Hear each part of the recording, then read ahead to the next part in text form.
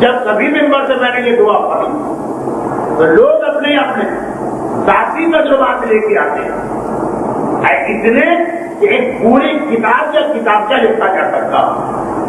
اللہم صلی علی فاطمہ و ابیہا و بعلہا و بنیہا۔ حدیث کسا کے الفاظ ذرا تبدیلی کے ساتھ وہاں پر جن الفاظ پر پیش ہے یہاں پہ سے اللہم صلی علی فاطمہ و ابیہا و بعلہا و بنیہا وَالسَّرِّ الْمُسْتَوْدَعِ فِيهَا۔ بس یہ ٹکڑا ہے جس کا تعلق ہمارے زمانے کے امام عادت ما احاط بہ علمہ۔ اللہم صلی علی فاطمہ و ابیہا و بعلہا و بنیہا وَالسَّرِّ الْمُسْتَوْدَعِ فِيهَا عادت ما احاط بہ علمہ۔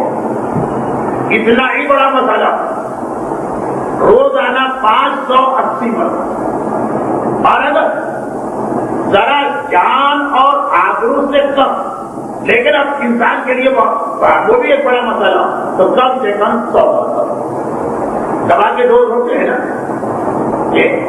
اس حالت میں ایک ٹیبلٹ لینا ہے، اور اگر حالت اور زیادہ سیریس ہو جائے تو 100، اور واقعا بہت بڑی پریشانی ہے تو 580 دوا۔ ہر ایام اعظم پاکستان سے باہر یہ دعا مجھے پڑھنا پڑتی، اس لیے کہ وہاں لوگوں کے مسائل یہاں سے بھی زیادہ عجیب، اور علماء اور ذاکرین میں چھوڑی، ہم جیسے طالب علموں سے بھی ان کو کہیں سال میں 1 مرتبہ ملاقات کا موقع ملتا۔